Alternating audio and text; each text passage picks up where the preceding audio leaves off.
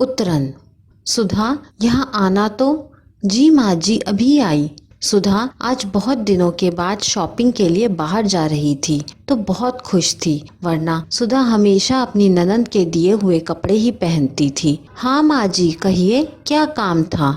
अरे बेटा, तू तैयार भी हो गई? अच्छा, कोई बात नहीं, जाके कपड़े बदल लो। पर माँ जी, आपने अभी तो कहा था कि मैं शॉपिंग करने जा सकती हूँ। हाँ, कहा तो था, पर अभी अभी नीतू का फोन आया था। बोल रही थी कुछ कपड़े भेज रही है जो उसने सिर्फ एक आध बार ही पहने थे। तू तो जानती है ना बेटा नीतू की आदत, उसको कपड़े एक बार के बाद दोबारा पहनना नहीं पसंद, ना ही उसके ससुराल वालों को पहनवाना पसंद है। बड़े घर की बहू जो ठहरी।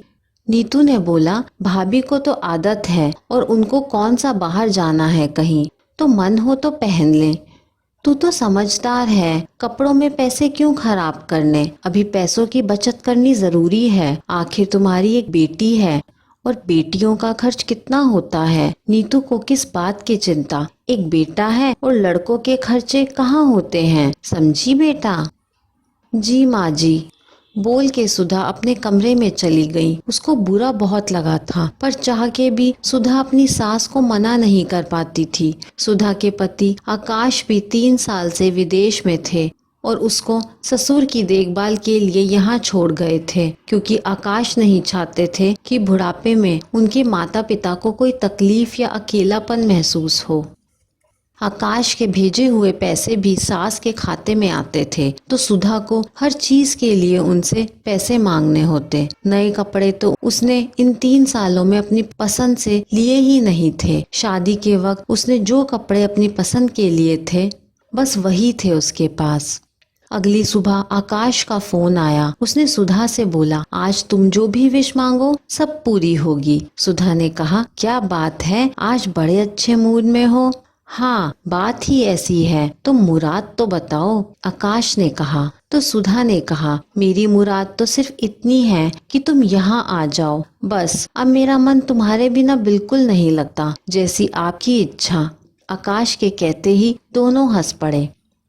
शाम को सुधा सास ससुर को चाय दे के आ रही थी तो सास ने कहा, बहू आज कुछ अच्छा बनाना खाने में। सुधा ने कहा, जी माँ जी। सुधा किचन में रात के खाने की तैयारियों में लगी थी कि तभी उसकी बेटी के चिल्लाने की आवाज आई। सुधा भाग के गई देखने की क्या हुआ। सुधा ने देखा, सामने आकाश ने बेटी को गोद में उठाया था। उसे एक बार तो अपनी आंखों पे भरोसा नहीं हुआ। आकाश ने सुधा को गले लगाते हुए बोला, क्या हुआ, ऐसे क्यों देख रही हो। सुधा ने कुछ नहीं का इशारा करते हुए गर्दन हिलाई। आज सुधा की खुशी का ठिकाना नहीं था। सुधा ने आकाश से पूछा, माँ बाबूजी को पता था कि आप आने वाले हो। तो आकाश ने कहा, हाँ। तब तक सुधा की सास ने आवाज लगाई, बहू। सुधा ने कहा, आती हूँ। उसके बाद सब रात के खाने पे इकट्ठे हुए तो सुधा की सास ने बोला, बड़े अच्छे मौके पे आया है बेटा, कल नीतू की ससुराल में नए घर का उद्घाटन है और अखंड रामायण का पाठ रखा है और खाने पे भी बुलाया है, तो सब साथ में चलेंगे। नीतू तुझे देख के खुश हो जाएगी। हाँ माँ, इसी बहाने उससे मिलना भी हो जाएगा। अगले दिन जब सब तैयार हो रहे थे तो आकाश ने सुधा से कहा, तुम भी तैयार हो जाओ। तो सुधा ने कहा कि मैं नहीं जा रही, आप लोग होके आइए। लेकिन तुम अकेले यहाँ क्या करोगी, आकाश ने कहा। तब तक सुधा की सास बोल पड़ी, अरे बेटा, ये क्या करेगी जाके, किसी को जानती भी नहीं। तो आकाश ने आश्चर्य से पूछा, क्या तुम पिछले 3 सालों में गई ही नहीं नीतू के घर। अच्छा चलो, जब मिलोगी तभी तो पहचान होगी। अब सुधा की सास का मुंह बन गया था। तब तक सुधा ने पूछा, माँ जी कौन से कपड़े पहनूं। तब तक आकाश ने कहा, ये क्या बात है सुधा, जो तुम्हारी मर्जी हो पहनो, पर जल्दी करो। ये क्या बचपना है, क्योंकि आकाश घर की बातों से अनजान था। अच्छा रुको, मैं ही देता हूँ। और सुधा को साड़ी निकाल के दे दी। साड़ी देखते ही सुधा की सास सुधा की तरफ देखने लगी। क्या हुआ सुधा, जल्दी करो। जी बस आई अभी, सुधा ने कहा। सब नीतू के ससुराल पहुँचे। नीतू माँ को देख के बहुत खुश हुई और पूछा, क्या हुआ माँ, भाई नहीं आए? इतने में आकाश ने आवाज दी कि मैं आ गया। नीतू ने जैसे ही कदम आगे बढ़ाए, उसके कदम अपनी भाभी को अपनी साड़ी में देख के वहीं रुक गए। उसने अपनी माँ से कहा, ये क्या माँ, तुमने तो कहा था कि भाभी नहीं आएगी, और ले भी आई हो तो कम से कम दूसरी साड़ी तो पहना के ले आती। सब क्या कहेंगे यहाँ। इतने में आकाश ने पूछा, क्या हुआ नीतू, तू खुश नहीं है मुझे देख के? अरे नहीं भैया, ऐसा नहीं है, आओ ना अंदर। तभी उसके परिवार के लोग भी वहाँ आ गए। सब एक दूसरे से मिल रहे थे। जैसे ही सुधा ने नीतू की सास के पांव छुए तो नीतू की सास ने नीतू की माँ को कहा, क्या बात है समधन जी, ननन की उतरन भाभी को पहना दी आपने? लेकिन नीतू ने तो हमसे कहा था कि ये गरीबों में दान के लिए कपड़े भेजती है। तभी आकाश ने कहा, नहीं आंटी जी, आपको कोई गलतफहमी हुई है, मेरी माँ ऐसा नहीं कर सकती। हो सकता है दोनों साड़ियाँ एक जैसी हों।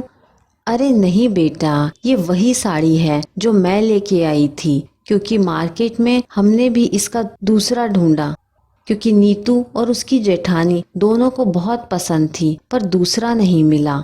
इतना सुनते ही आकाश अपनी माँ और बहन की तरफ देखने लगा और फिर सुधा की तरफ देखा। सबकी झुकी नजरें सारा सच बयान कर रही थीं। तभी नीतू की सास ने बोला, कोई बात नहीं, इसमें क्या हुआ, ननन का ही तो है, वैसे भी मिडिल क्लास लोगों में तो ये आम बात है। पर हम अपनी बहुओं को लक्ष्मी मानते हैं और उनको किसी की भी उतरन नहीं पहनाते। अच्छा, हम बाकी मेहमानों से मिलते हैं, आप लोग खाना खा के जाना, नमस्ते। तभी आकाश ने सुधा और अपनी माँ को बोला, अब हमें भी यहाँ से चलना चाहिए। तभी नीतू ने बोला, पर भैया नीतू, हमें चलना चाहिए, तुम अपना ससुराल और फंक्शन संभालो। इतना कह के सब घर आ गए। घर आते ही आकाश ने सुधा से कहा कि तुम अलमारी से अपने और नीतू के कपड़े अलग करो अभी। कपड़े देखते ही आकाश ने सुधा से पूछा, तुमने अपने बाकी के नए कपड़े कहाँ रखे हैं? तो सुधा ने कहा, आपके जाने के बाद मैंने ना कोई कपड़े लिए और ना ही बाजार गई। और उसने सारी बात बताई। इतना कहते उसकी आंखों में आंसू आ गए। तब आकाश ने अपनी माँ की ओर देखा। आज उनके पास कोई जवाब नहीं था। फिर आकाश ने अपनी माँ से कहा, माँ, जब मैंने भाई होके बाप का फर्ज निभाया था तब आपने क्यों नहीं मना किया? बाबूजी ने तो नीतू की शादी उस घर में कराने से मना कर दिया था, ये कहते हुए कि मेरी इतनी हैसियत नहीं, मैं उस घर में अपनी बेटी की शादी नहीं कर सकता।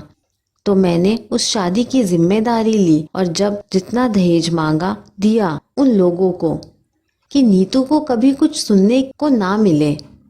और आज क्या हुआ, इतने दिनों की बनी बनाई इज्जत सारी खराब हो गई। इसमें सुधा का कुछ नहीं गया।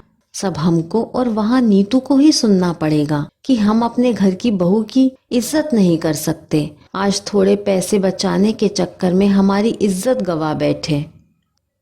फिर आकाश ने सुधा से कहा, नीतू के सारे कपड़े एक बैग में कर दो, नीतू जब भी आए उसको दे देना, और हाँ, आगे से कभी किसी की उतरन मत पहनना। हम कल ही चल के तुम्हारे लिए शॉपिंग करेंगे।